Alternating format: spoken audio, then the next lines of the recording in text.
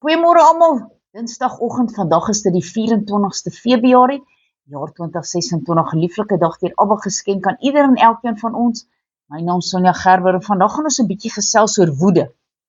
God het meer as een keer baie kwaad geword vir sy volk.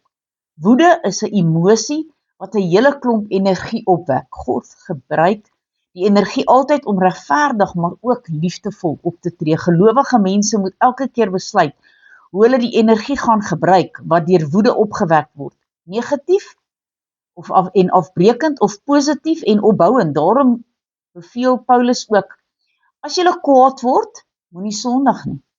Jy moenie die dag dan met kwaad afsluit nie. Moenie die duiwel enige vatkans in jou lewe gee nie. Efesiërs 4 vers 26 tot 27. Maar kom ons gaan lees in nog gedeeltes waar die Here se toorn ontwek het en waar hy ons ook waarsku teen woede.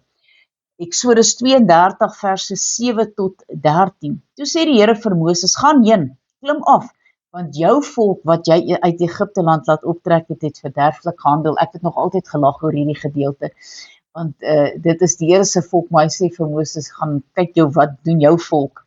En hulle het gou van die weg afgewyk, wat ek hulle beveel het. Hulle het vir hulle 'n gegote kalf gemaak en daarvoor neergebuig, en daaraan geoffer en gesê, dit is jou gode, o Israel, wat jou uit Egipte land laat optrek het. Verder het die Here vir Moses gesê, ek het hierdie volk gesien, en kyk, dit is 'n hardnekkige volk.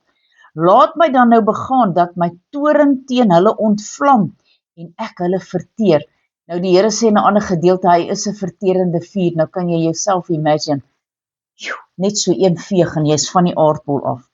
Dan sal ek jou tot 'n groot nasie maak. Maar Moses het die Here sy God om genade gesmeek en gesê, waarom, o Here, sou u toorn ontvlam teenoor u volk, wat u met 'n groot krag en met 'n sterke hand uit Egipte land uitgelei het? Waarom sou die Egiptenaars spreek en sê, in kwaadwilligheid het hy hulle uitgelei, om hulle in die berge om te bring en hulle van die aardbodem af te vernietig? Wend u af van die gloed van die toorn en laat dit u berou oor die onheil van u volk. Kyk hoe smeek Moses hier vir die volk, dat die Here hulle nie verteer nie. Gedenk aan Abraham, Isak en Israel, u knegte, vir wie u by uself gesweer het en aan wie u gesê het, ek sal julle 'n nageslag vermenigvuldig soos die sterre van die hemel, en hierdie hele land waarvan ek gespreek het, sal ek aan julle nageslag gee, dat hulle dit vir ewig kan beerwe. Gaan ons hierso na 2 Kronieke 29 verse 1 tot 11. Jehizkia het 25 jaar oud koning geword en 29 jaar in Jerusalem geregeer, en die naam van sy moeder was Abia, die dogter van Sagaria. En hy het gedoen wat reg was in die oë van die Here, net soos sy vader Dawid gedoen het. Hy het in die eerste jaar van sy regering, in die eerste maand, die deure van die huis van die Here oopgemaak en dit herstel. En die priesters en leviete laat inkom en hulle versamel op die oostplein,